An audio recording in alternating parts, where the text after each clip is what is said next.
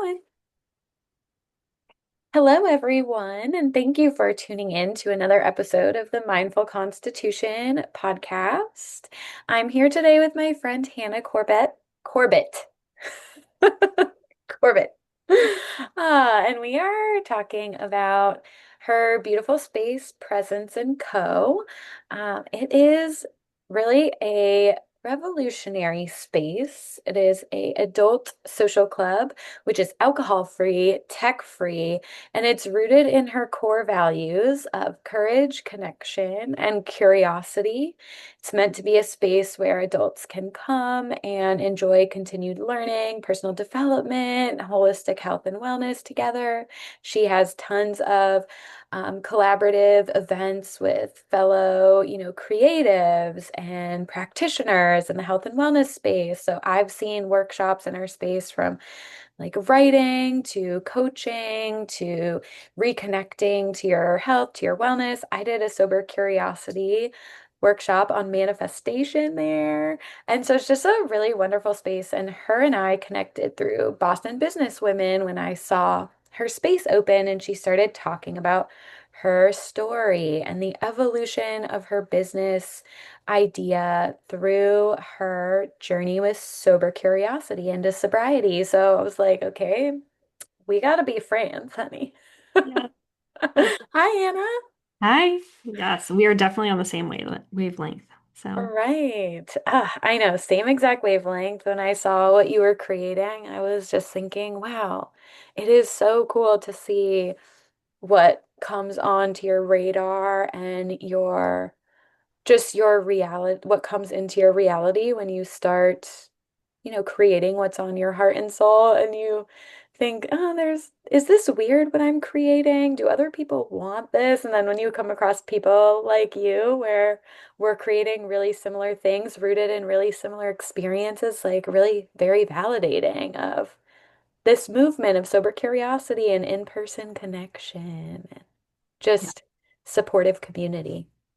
definitely. And I've been out to the yurt too, and I love what you're building there and all the work that you're doing. It's so important. I feel like this is a new conversation in the last maybe 5 years. It's really not, it wasn't a conversation before that. So I love that we're having it now.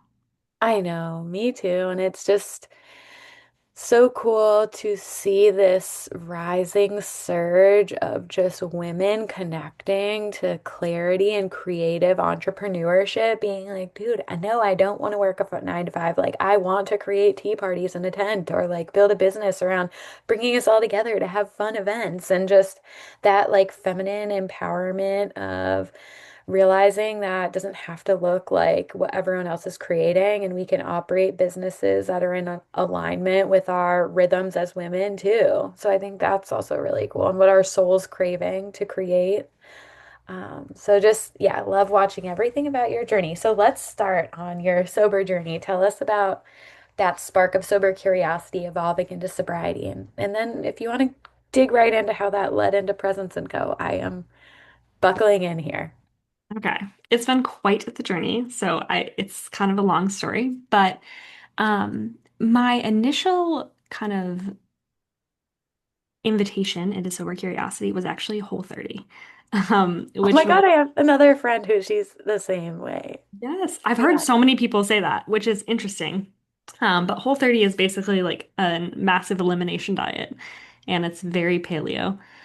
And I think it was 2016, 2017, I started Whole30 for the first time, and I've done Whole30 many times over the years. It's just kind of like when I'm feeling kind of gross, I just put down all the sugar and the candy and the, things that aren't good for me. And I eat a lot of vegetables and fruit, and it's great. Mhm. Um, and so kind of had done Whole30 a lot, and um, in those times, I really felt great. Like I was like, wow, I feel great, like in my body, and everything is working. And then I would kind of go off the Whole30, and then I would just like feel terrible.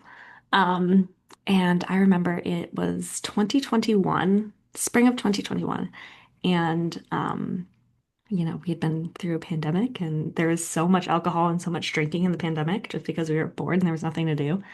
Um, and I woke up one morning and I was so hungover and I was just like tired and I was like I was like, I just feel terrible. And then I was like, I don't actually ever have to feel like this again. And then I was like, actually, I'm done. And then I was like, okay, I'm not gonna ever feel like this again. And I stopped drinking. And um it took a lot for me to get to that like last decision. Like it wasn't like an overnight thing. Like I had been considering stopping drinking, but I kind of hadn't come to a tipping point. But at that point, I was a few months away from moving to Boston, and I had made the mistake in New York City of building my entire social life around alcohol. And I knew that that wasn't something I wanted to do when I moved to Boston. Mm. Um, so I kind of had been considering giving it all up anyway, and kind of it just was one of those mornings where you're like, you know what? Actually, this is me torturing myself.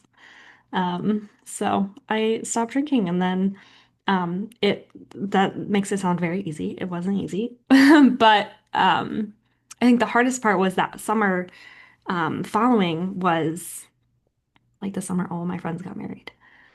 So it was bachelorette party after bachelorette party after bridal shower after bridal party after wedding, and like just the way alcohol has permeated the wedding industry is absolutely insane.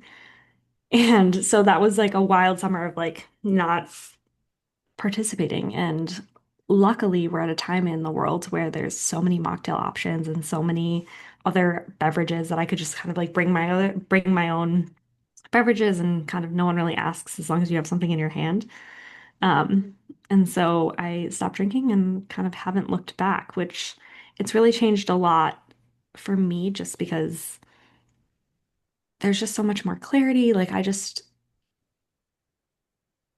don't have to like spend so much effort trying to exist. Like, you know what I mean? I feel like Yeah, totally. And one thing you said that I really picked up on was that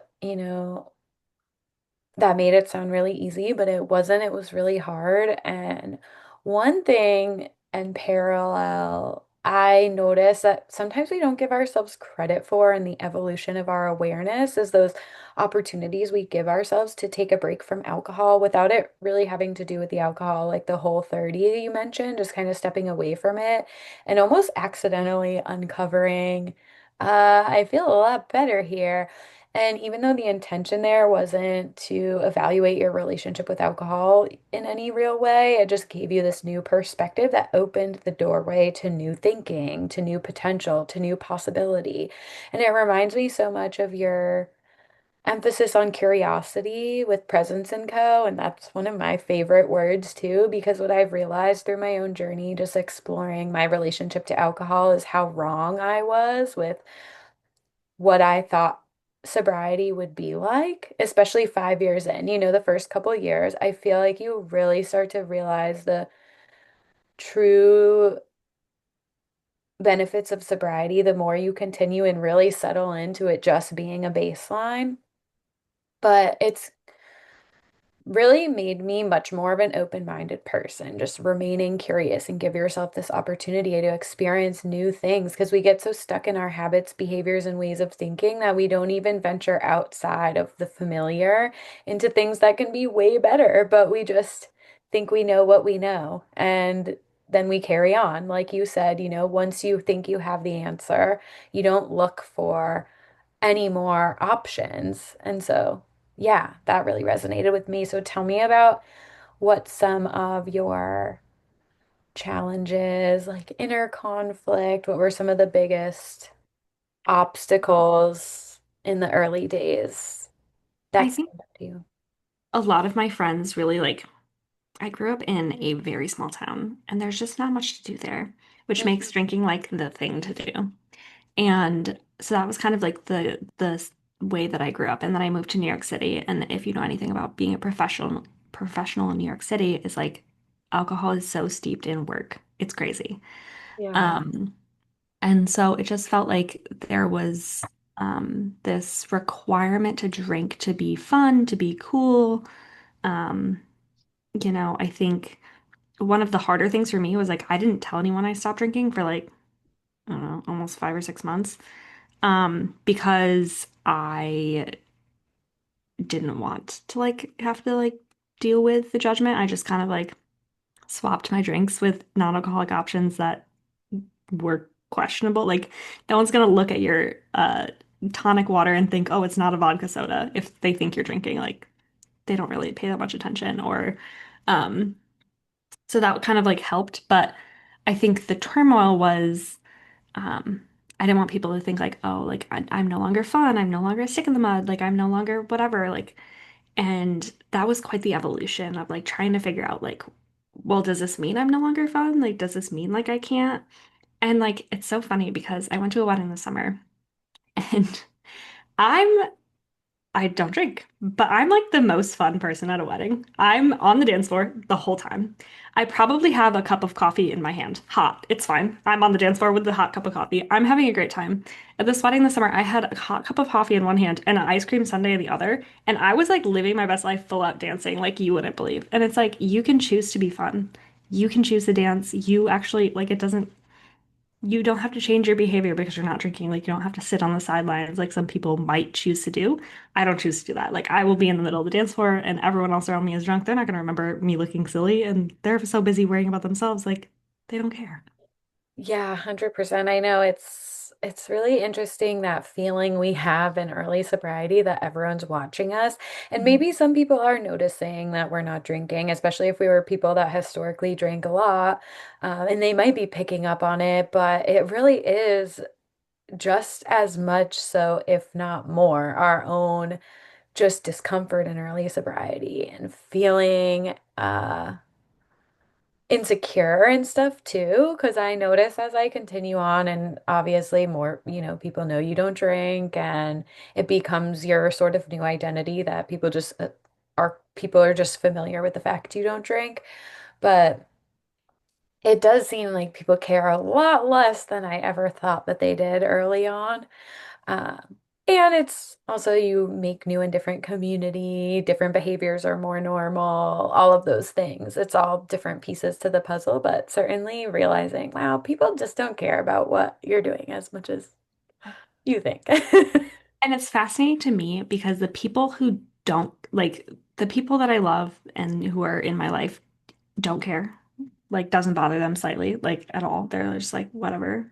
And the people who it does bother, oftentimes we're holding up a mirror to their own relationship with alcohol. Mm, Because if you're not drinking and they are, like, there's a confronting that they need to do there. yeah. And If they have some attachment, because I have so many friends who still drink, of course, and even my partner drinks, and it's just like, there's not this like weird, they're not questioning their relationship to alcohol, so it doesn't feel triggering, or they feel like they're in a good place with it. I feel like it only feels triggering to people who do have, their own questions about their relationship to alcohol. But I find there's a lot of people too who drink and they don't care at all, They're like, yeah, I feel like I'm good with where I'm at and you're good with where you're at, like to each their own. yeah, no, it's just It- so interesting because it's like the people you expected to be upset, like, don't care at all. And you're just like, okay, great. Like, we Yeah. can all move forward. And then the weird energy that comes out, but that comes up a lot with clients where it's like family members or friends that they used to kind of drink with as their main form of connection. It is confronting for the other people, but sometimes a lot can be revealed in those situations because either we recognize, holy moly, I was like investing all this time and energy into a relationship that really is only happening because of alcohol for the most part, or they might be like, hey, I've been wanting to think about this too. I had a client, it was really beautiful not that long ago, saying how her and her dad used to always kind of bond over getting a beer together and going to the brewery. And like that was what they did. And she hasn't been drinking for 6 months or so. And she said she's noticed like quietly drink less and seems to be cutting back and has mentioned it. So the people were most afraid of judging us because that's our main form of connections. Like either way, it's a win. Either they're like, wow, maybe I should reflect, or the lack of depth in the relationship is exposed. Yeah. And The it just real, makes it easy to be like, you're not my people. yeah. I'll keep moving. Yeah, exactly. And make room for people in alignment. And I think I spent a lot, I don't know how you feel about this, but there was a good amount of time in like early sobriety where I was like a lot resentful when I'm like, okay, you people aren't happy for me. You're not supportive of my business. Like, there was a big wave of me feeling that way. I'm like, listen, buddy, to myself, you're just, all of these relationships are a reflection of the person you were. So you've changed, no one else. And you were like that. You were judging people who weren't drinking with you, or you were the annoying person. I was like, you're not gonna drink.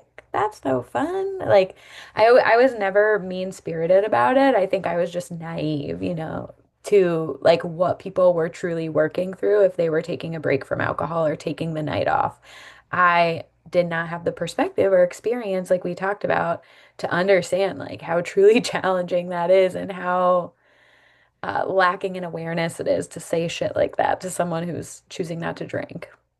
I know, and I've definitely said that to people in the past, and like I look back and I just like cringe. And I cringe, but then I remember like because I'm cringing at my past self, I've grown so much. So it's Yeah. good. But it's like I do wish there are definitely a couple people that I like was like, oh, like I used to be like, everyone has to be doing it. And I was like, no, that was just me being insecure and like wanting to be the life of the party. And like I still am the life of the party. And it's just Yeah, but it's also like revealing too about you because then you went on to be sober curious and get sober. So it's like that mentality of somebody who wants everyone to drink with them. It's usually revealing like underlying questions themselves, which you had. So it makes sense that we would have been like that, both of us.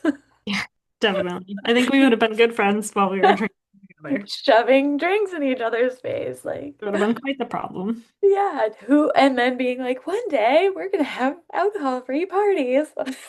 Yeah. If anyone had put this on my bingo card in 2020 or even anywhere before, I would have been like, you're out of your mind. There's no way.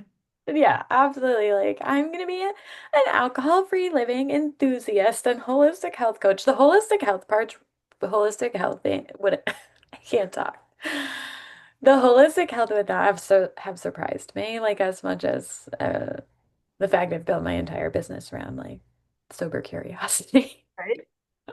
Oh, But yeah, so tell me, like some of the amazing benefits and like how your life has expanded mentally, emotionally, spiritually, and also like how that weaves into your business and the inspiration for your business. Because I really want to dig into like the inner work of entrepreneurship and putting yourself out there and like bringing your vision to life and how healing slash like confronting that is.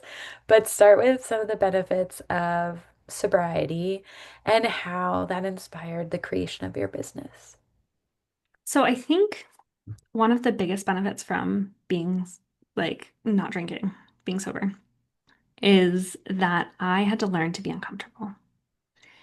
And that is the through line that has brought me through to this business because there is no part of entrepreneurship that is comfortable. Like, and if it is, someone's like, at least that's my experience. I just, um, that's not entirely true. The vision and the mission, very comfortable. I feel my most self when I'm like talking about those. But the actual process of getting it done, of finding the people, of calling people in, of putting yourself out there, of being visible, not comfortable at all. So I think that kind of started my ability to be uncomfortable and be like, okay, this is uncomfortable and I can feel that. And that is not immediately a trigger for bad and I need to stop this. It's a trigger for I need to understand. Like there's more to it. I need to kind of get curious. I need to learn more. And I think the other thing, excuse me, alcohol did was when I stopped drinking, I made a lot of space in my life because there's a lot of things I didn't do anymore, which means I needed to kind of build new hobbies and new curiosities. I needed to read new books. I needed to find new things to do. And so that gave me some space for my brain to think. And I won't say that like I stopped drinking and like my life became perfect and everything was rosy and like, but I had a pretty good life. I moved to Boston in 21 and I was working fully remotely. And that was my downfall because I just over time working so much, fully online. My entire life is on this like box, this button box, as my Nana would call it. My entire life is on this box, and I'm just like never leaving the house. I'm just like working all the time, and like the only people I see are across the country. And I was laid off in 2023, and I was so burnt out. It was something I was unable to avoid at that point. Like the burnout was so real. And I was like, what am I going to do with myself? And it was the first time in my life that I had to sit with it because there was nothing for me to do. I was laid off. There was no path. And, all my life I'd been following the path. Like I went to college and then I went to work and then I went to grad school and then I went to work and like I did the path, like the one that people do. And there was like no path. And I was just like standing in a wide open field, like, what is happening? Um, and it was actually one of my best friends. I was talking to her a couple days after I got laid off, and she said, what are you curious about? I was like, I don't have time to be curious. I'm exhausted. And she was like, you're one of the most curious people I know. If you don't have time to be curious, that's a problem, and you need to figure it out. And I like went and I sat in a cafe that day for hours, hours. And I just sat there with my coffee, probably more than one. And I just tried to like write down what I was curious about. And when I was done, I had six things. And I was like, whoa, I did it. I came up with six things I'm curious about. And like it felt like a win, but looking back, I'm like, that's pitiful. But whatever.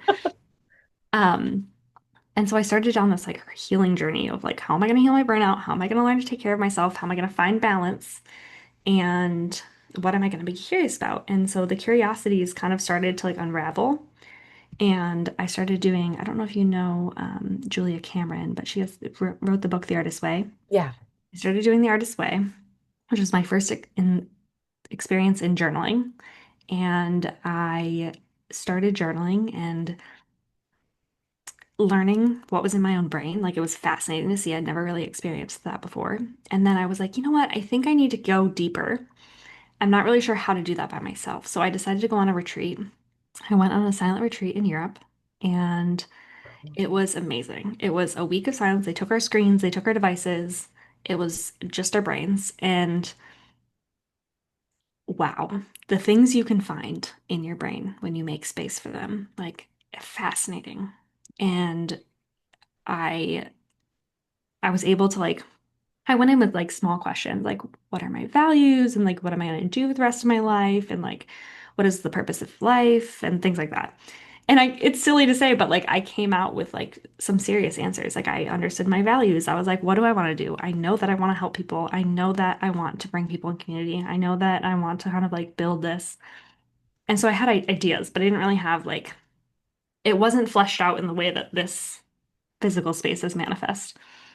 And so I went home and I was kind of like, oh, like what um what do you think about this idea? I kind of like fly ideas past my parents.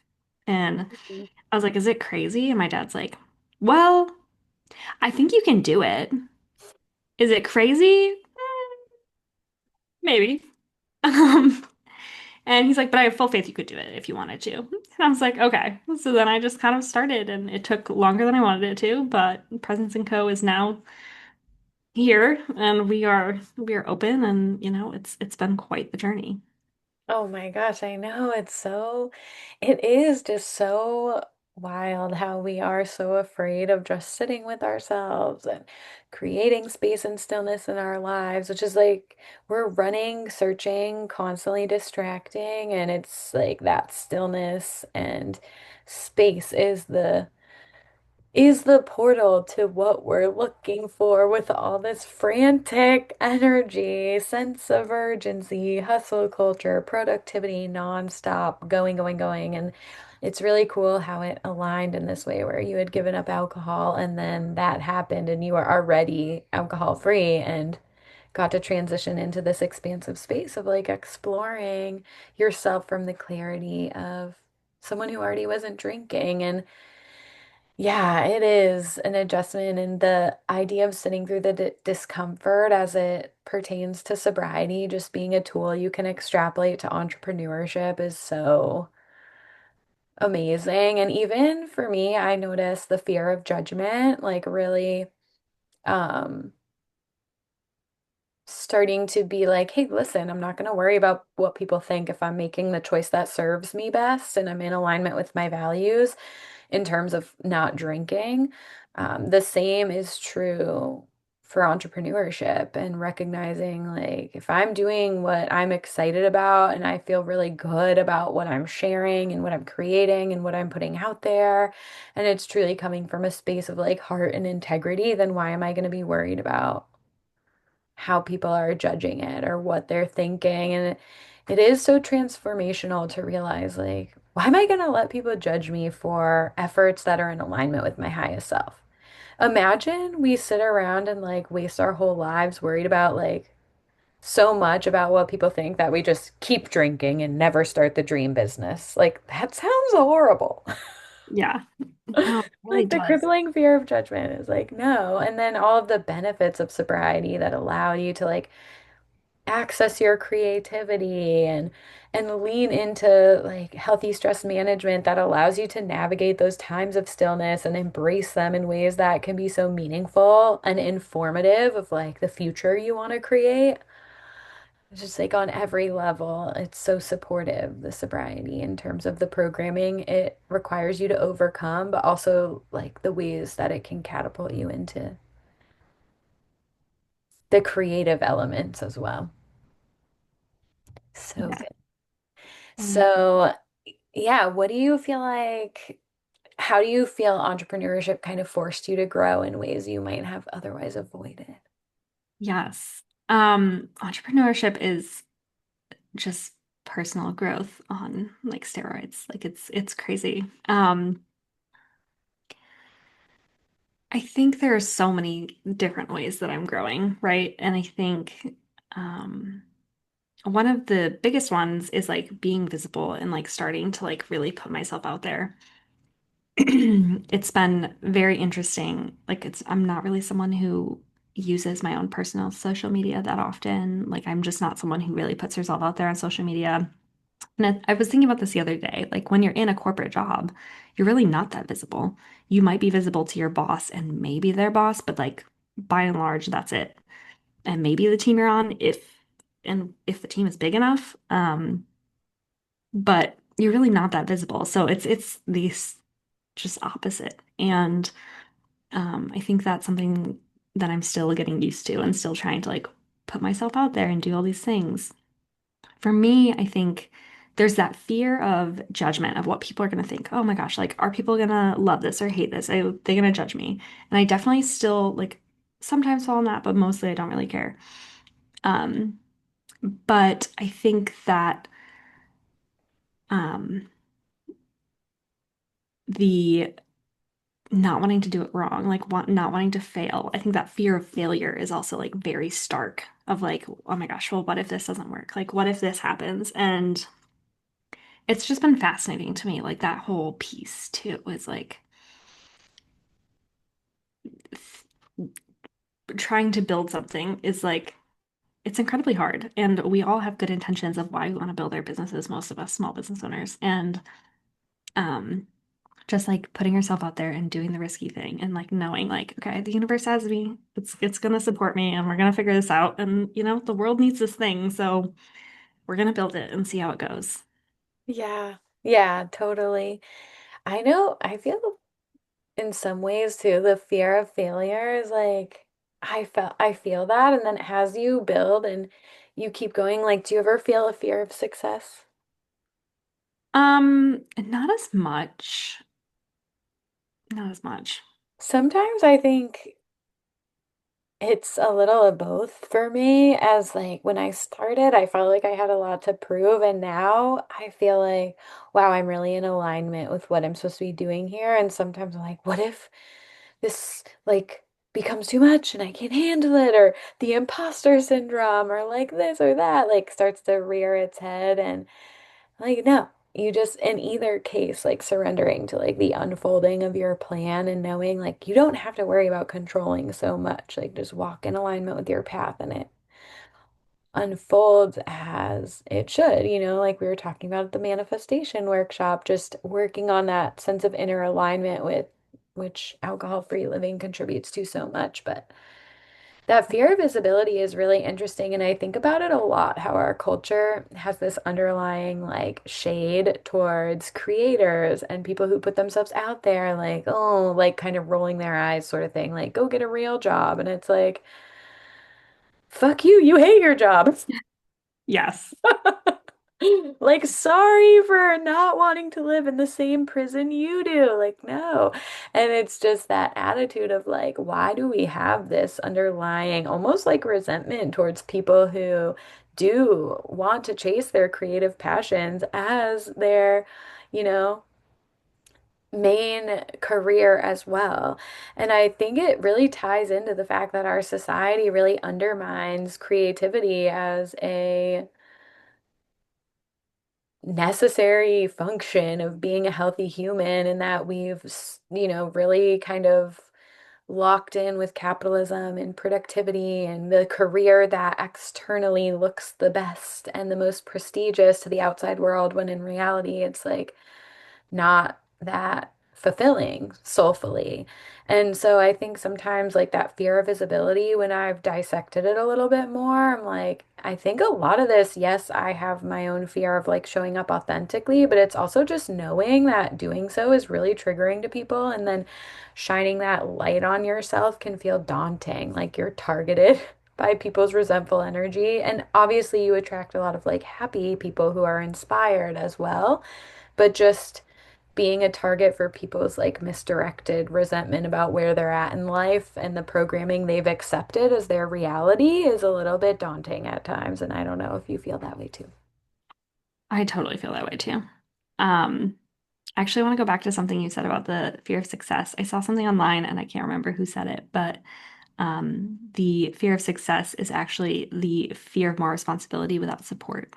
Yeah. Oh, I And I think, was like, yeah. oh, like once you like think that through, you're like, oh, I could just probably Yeah. hire a team that could help me with this, or you Have know what like I mean? a Like, VA for like, oh, and it's like you don't have to go from having like nobody to having like a team. You can have like a VA that helps you for a couple right. hours a week or something. And it's funny, I actually had a woman reach out to me recently and she was like, um, you know, I do sober. I'm a VA, but I only like supporting sober accounts. So she like sought me out. I'm like, well, this is if this isn't the universe, like, hello, you can get help. Amazing. I love that. But And yeah, then the visibility thing, the spotlight, I definitely feel that. Like, and one thing that I wasn't prepared for. So when I'm the person who spends like so many hours doing research to do a thing to make sure that I do it perfectly, which is false because nothing's perfect. But yeah. I will over research myself. I'm like, I will intellectualize myself to death. I And I'm a Virgo. yeah, so I will do that all day. And then one thing that I like was surprised. So like when you do that, if you're going into entrepreneurship, everyone's like, you need to have grit, you need to have determination, you need to be ready to like you have a thick skin and take on all like the haters and the hate comments and the mean-spirited people. And that is true. But one thing I was not prepared for in my journey, and I realized this weekend, I made a post about it, was all the nice people. I wasn't prepared for all the strangers who do not know me, Who are so are supportive. And so supportive. they're like, you should write it. Yes, it's like it's wild. And then it does make you think you're like, okay, it almost gives you imposter syndrome because of some of the people in your life that are constantly trying to humble you. I have a person who keeps telling me I need to start a business doing other people's social media. And I'm like, listen, you've watched me grow. Like, what are you talking about? You're like not acknowledging the business that I currently have that I love, that's financially lucrative and I'm passionate about. Makes no sense. But then I have people, who have uh, similarly, like what you're saying, they're like, yes, like you should write a book, you should do this. And you're like, this is so nice. Yeah, no, you should write a book. I would read it. But We no, could both I write a just book. wasn't prepared for the niceness. Like I was like, which is crazy to say, like people are so kind and so like, and that's like the metric of like, you're my people, right? Like Mhm. there have been a couple people, like I did a couple markets where I was like out at the table and I would explain the business to people. And I had a couple of people literally like huff and walk away. And like that's fine. Like you're not my people and like we're just missing each other because we are on different frequencies and that's fine. That's totally fine for me. But like the amount like I would never trade that for anything because of the amount of people that are just so kind and so excited and so supported and they're so grateful that this space now exists. Yes. And when you have that, when you overcome that fear of visibility, that's the upside is the ability to be like, okay, like, yes, people are going to say weird shit. Yes, people are going to say negative shit. Yes, people I know are going to pretend that they don't even see any of the shit.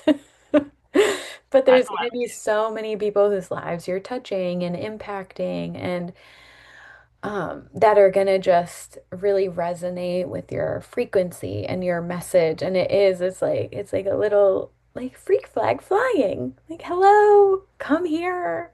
And so I find, would I want to, and in your case, same thing, like, would we want to dim ourselves down so that we can attract someone who's going to walk off in a huff because you're talking about a mindful, adult-free social space for meaningful connection and community? If your message makes somebody walk off in a huff, then like, thank God. right. Not Goodbye. many people. You're like, that's a no. So speaking of like navigating judgment or anything that comes up, I know I personally talk a lot about high sensitivity, and I feel like we've kind of resonated on that piece as well, like being highly sensitive and or just like a deep feeler who is empathic and really tuned into the subtleties of like interact relational engagement and social interactions. And I feel like a lot, what I've noticed is a lot of women who resonate with that, like, did tend to overindulge because it can feel overwhelming to be highly sensitive or really empathic or a deep feeler. And so, A, do you feel like you resonate with those character traits, and how have you kind of managed that in sobriety and entrepreneurship, if so? Yes. I actually have a funny story about this. I was in therapy in, I want to say 2017 or 2018, and my therapist was like the funniest Jewish mother ever, Barbara. Shout out to Barbara. And one day she sat there and she was like, um, so do you think maybe you're a sensitive person? And I've never been so offended in my life. I was like, what do you mean I'm a sensitive person? I was so mad.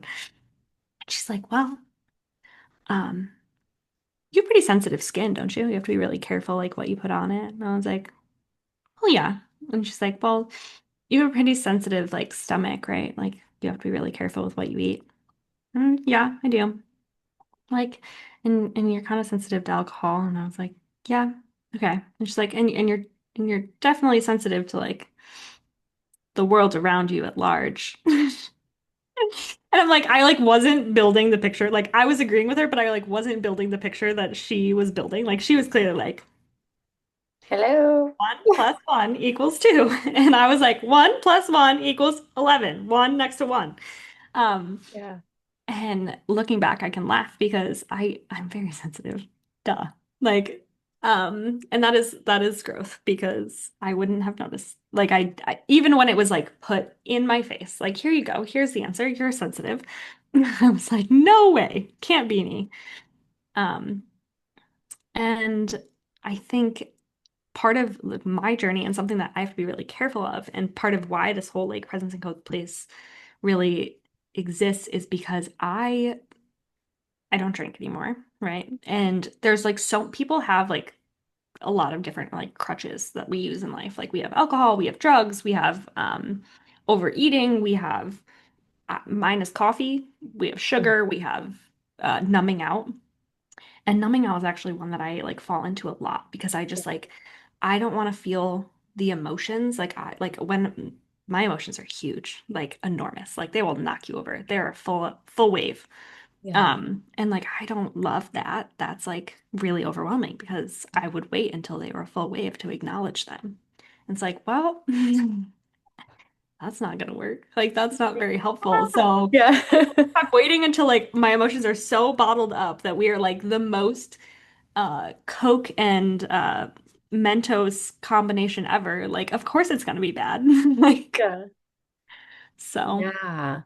Yeah, where it's for what I've noticed is really with alcohol, I never developed the practice of tuning in along the way. I think we talked about that too at the workshop, is that process of interoception and just developing that skill of tuning into ourselves and where we're at bandwidth wise, emotionally, um, mentally, physically. And I feel like I've had to.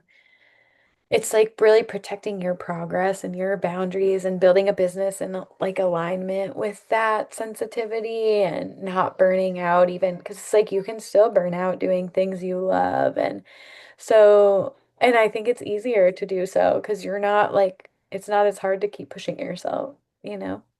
Yeah. So, yeah, for sure. I've found that it's taken some concerted effort to be like, okay, like couple social engagements a month, like spread, looking at my schedule, spreading things out, like creating a business that is in alignment with yourself and your nature and the life you want to create and not just trading in, a 9 to 5 burnout for an entrepreneurial burnout. Yeah. No. And I think that whole like being in your body and feeling your body, we are so up here all Yeah. the time. And it's fascinating because I like I like to call my previous corporate burnout Hannah. We call her corporate chaos Hannah. And she's like the alter ego that sits on my shoulder. And I can genuinely say that I don't really fall into those traps as much anymore. There Mhm. are times where I do, and it's funny because now I do it and I can feel my body reacting in the way that is like totally corporate chaos. And I in my head am like, Hannah, this is corporate chaos. Like you've fully accepted full-blown chaos at this point. Like, and it's fascinating to see the difference because it's Mhm. like when you start to pay attention, you're like, oh my gosh, like what is happening? But it really being able to like understand your body and like tune in and like, meditation is a huge piece of like what has really held me together Yeah. and helped me Yeah. here. And like so many people just aren't giving themselves that space in their own body. Yeah. Yeah, and I think that's another perfect example of how sobriety transcends entrepreneurship and like infiltrates entrepreneurship because learning to tune into your body and regulate your nervous system, all of those things like learning to tune into your body, understanding your bandwidth and your capacity for more or less, or saying yes or no, or um, all of those things is translates so helpfully to entrepreneurship. But even that mechanism of like really checking in with ourselves through conscious awareness, but also meditative practices and nervous system regulations, like that's what's going to bring us in alignment with our best business creation, anyways, and like attract the most aligned clients and really allow us to come and make decisions from a grounded space that are going to feel the best moving forward. So there's so many facets in which sobriety like directly influences our entrepreneurial journey, our high sensitivity, like all of the things. It's so cool to talk about the intersections. So, yeah. So, okay, tell me about your mission, your like vision moving forward. Um, Tell me like what you want it to look like and how do you imagine it continuing to expand and grow and evolve? Yes, at the core of what I want to do, I really just want adults to be together in genuine human connection without distractions and without, numbness and things like that. Like, I think that in a world that is pretty crazy and pretty scary and pretty dark at times, the best thing we can do is be hyper local. Like we can't maybe you or I aren't making a difference on a national scale at this point in our lives, but we can build community Mhm. within within the spaces that we are in. And I think that's really what's going to get us through here. Um, and I just really want people to know that they can prioritize themselves and that they can be a part of communities where they're seen, valued, and heard. Um, Mhm. because the reality is like that's what we are all looking for. Yeah, I love that. Yeah. I also think I lead with my own personal values because I think that's the only way to make it the business as authentic as I can. And so my favorite values are actually from Brene Brown, courage, which is the courage to tell the story of who you are with your whole heart. Mm. And connection is the energy that exists between people when they feel seen, valued, and heard. And so that's really what my goals are as far as like making things tangible in this world. I love that. And I know you said that, the some of the best ways we can direct our focus is to be hyper local and develop community. But if you are to look at what you're creating, how do you think that the ripple effect of what you're creating extends beyond the four walls of Presence and Co? How do you see like healing extending from your space into the greater world? Yeah. I think healing doesn't happen in a vacuum.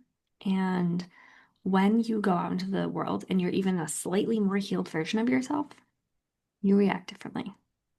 And so if you come for maybe a meditation or a yoga class or a workshop and you learn one thing that you can take out into the world and it changes how you react to the world around you just like a slight bit, that will have ripple effects.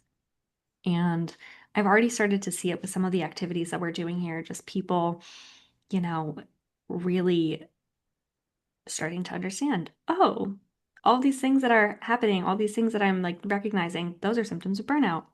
But they didn't have language for it before. And it's like, okay, if that's a symptom of burnout, then what do I need to like handle that?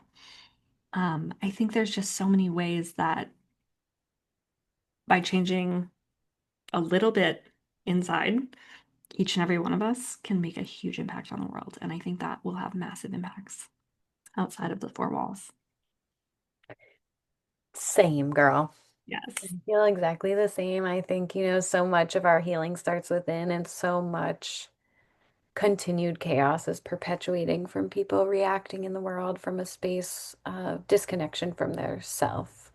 And yeah, it's beautiful to see how I notice it so much in my own life. And I don't know if you do too, with just, I remember when I first started on my healing or sobriety journey, you're a little more like in your, um, it's kind of like one time one of my family members called it like the born again Christian phase, where you're like, everybody, like, listen up. Like Jesus loves you. It's like the same thing with which by the way, love Jesus. But no offense to Jesus. Or born again Christians. But it's just that like real excitement we have when we discover something that feels fulfilling and gratifying and for ourselves, and it allows us to feel spiritually alive. And I think that I felt a lot like that in the beginning of my journey when I was first leaning into being the healthiest version of myself in sobriety. And over time, it's not that like excitement has died. It's just that I understand so much and I've seen it in action in my life and the way people respond to me, that just literally being the lighthouse, not the tugboat, like embodying the choices that allow you to be the most vibrant version of yourself and just walking in that path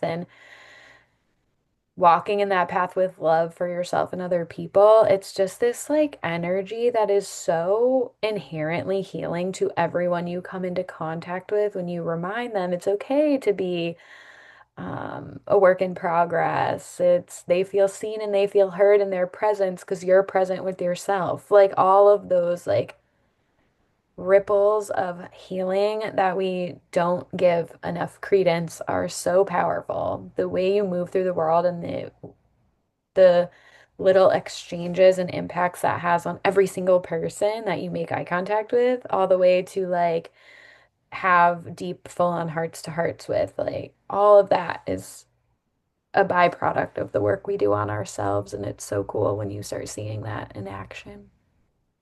Yeah. I Yeah. think we can't discount the journey. Like all of us want to get to the end goal. We want, whatever tangible thing we want next. Hmm. And it's not about that. It's about getting there with ease. It's about poise. It's about the process. It's about the lessons along the way and kind of collecting those little like nuggets of wisdom and um but that's the antithesis of what society tells us. And I think we just need to remember like, oh, we're being sold this thing. We are being sold like our phones are selling us all the time. And so is, every minute we spend, they are making money on our social media. And every drink we have, they're making money on us somehow. And every, chemical piece of food, like we're being sold so many different things. And it's like, okay, I can see that this is me spending my life bandwidth on whatever this particular thing is. And like, do I choose to do that today? Yes or no? Yeah. And whatever, you are being sold, there's always, obviously, there's selling in wellness and there's selling in like everything. Like, there's always, anywhere there's money to be made, there's discernment necessary, whether it's in religion, health and wellness, mainstream, anything. And so I think that's super important. But I also think it's important to like look at the industries that benefit the most when you are the least connected to yourself and the least healthy Mm. version of yourself. And that's enlightening when you start realizing that the machine of, our systems doesn't really like love when we're our most empowered, healthiest, vibrant selves. And so that is where we realize like we have to, you know, stop being sold illusions of like immediate gratification or shortcuts. And like your intuition is probably telling you you need to just fucking sit with yourself Yeah, and just do that. It's free. I know. And It, and you it, have Presence and Co out of it now. That wasn't free, but no, it definitely was not free. the brainstorming phase was free. Um, So yes, will you tell us a little bit about any other words you have to end and then also share um I just love listening to everything you're saying. So I'd love to hear any closing thoughts you have for anyone listening based on our conversation. And where um, can everyone find you? yes, I would love to. I think for me, really, like if I was gonna give like one piece of like advice for people or like tangible thing, it would be that there are so many ways that we can just be in the default of life. And Mm, there's like so many set out paths. And um, I want to say it was Joseph Campbell says, if you can see the path ahead, you're not on your own path. You're on somebody else's path. And that's like so true for so many of us. We've like followed these like corporate ladders and we've followed like the right path and like all these things. And like some people, that is what they are meant to do, and that is great for them. And that is the best choice. And for some people, that is the default option of I don't want to sit with it. I don't want to think about it. I don't want to have to like make that decision. So I'm just going to stay here, keep my head down, and do it for the rest of my life. And I think whether it's numbing or drinking or working too hard or whatever, like wherever there's the default option, like just consider like, is this really serving me or is this me choosing the default because it's easier? mhm. Because I think as soon as I stepped out of the default, my entire life changed massively in the best ways. Yeah, I love it. So, Yeah. And if you're even feeling that curiosity, it's probably the default. Because if you, yes, it's the same thing with drinking. If you're even feeling that curiosity, you probably shouldn't drink. Or you should at least give yourself the benefit of exploring the alternative. Because if you were on a path that was in full alignment, there wouldn't really be those questions. And yes, but there would still be curiosity, I think. yeah, But I wherever curiosity is leading you, I think you should always follow it because I think yeah, it's just yeah, the nudge. When there's like a nudge that's like has a trigger with it, when you're seeing people like explore, like you can be like, oh, that's interesting. Wonder what that would be like. But yeah. I'm happy. Or, they're doing something and it's kind of making me feel weird about my choices or whatever. So it's self-discovery is just a beautiful thing.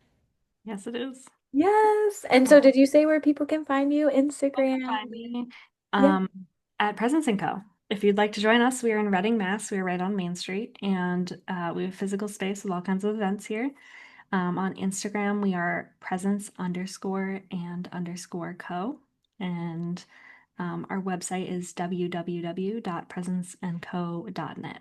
So you can find our calendar of events there.